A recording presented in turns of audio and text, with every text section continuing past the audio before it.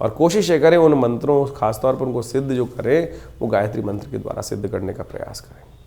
उन पत्तों को बंधनवार बना के 11 पत्तों का अपने घर द्वार इत्यादि पर सब जगह लगाने का प्रयास कीजिए। इससे बढ़िया कोई बंधनवार नहीं हो सकता जो आपके घर से भी नेगेटिव एनर्जी को बाहर निकाल कर अंदर ही ना घुसने दे।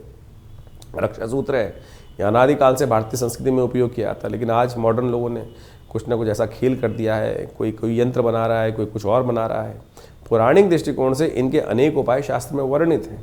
हींग लगे ना फिटकरी, रंग चोखा हो, इस बात का ध्यान रखें। हम जो आपके समक्ष उपाय बता रहे हैं शास्त्रोक्त समझाने का प्रयास कर रहे हैं।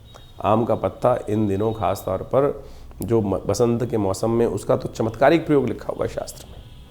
कहा जाता है कि इस चमत्कारिक प्रयोग के दौरान यदि जो पहली बार आम के बौर पर आपका यदि दिखाई दे आपको, तो उस बौर को अपने हाथ में लेकर भगवान के मंत्र का स्मरण करते हुए उसको अपने हाथ में इस प्रकार से लगा लेना चाहिए।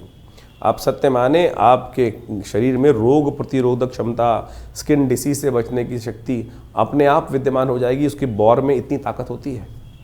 और तो और कोई हल्का सा जहरीला कीड़ा भी काट ले, आम के बौर को इस प्रकार से हाथ में रगड़ने के बाद यदि हाथ फेर दोगे ना, तो जहर भी उतर जाएगा। ऐसा दिव्य प्रयोग शास्त्र में वर्णित किया गया है। इन सब चीज़ों को कोई तंत्र मंत्र नहीं, केवल जो औषधीय दृष्टिकोण से इसका लाभ इतना ज़बरदस्त होता है, तो उसके बौर में इतनी ताकत होती है कि कोई भी कष्ट दूर करने के योग बना सकता है।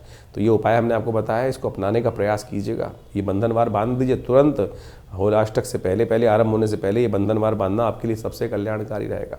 इस दिन अष्टमी क्षय हो रही है, ध्यान रखिएगा। नए कार्य आरंभ करने के चक्कर में नहीं फंसना चाहिए। और इन जलते बुझते दिनों में, अष्टोलाष्टकों में तो खासतौर पर ध्यान रखना चाहिए। कोई मुहूर्त नहीं किया जाता शास्त्र के दृष्टिकोण से। तो इस दिन विशेष तौर पर हमने इस ग्रह, मंगल ग्रह के और बाकी सब ग्रहों के अशुभ ग्रहों को प्रभाव को शांत करने के लिए नवग्रह शांति महायज्ञ विवेकानंद योग आश्रम में रखा है। इसके साथ साथ आश्रम पे इस दिन सुंदरकांड का पाठ रहेगा, सवा मनी का भोग रहेगा। आप भी उसमें भाग ले सकते हैं। स्वयं आइए, बैठिए हमारे साथ, भगवान का स्तवन करें। माँ भगवती के दरबार में 500 साल भगवती का पुराना श्री विग्रह वहाँ विद्यमान है, और उन्हीं के सानिध्य में बैठकर सुंदरकांड का पाठ रहेगा। हनुमान जी को चोला चढ़ेगा।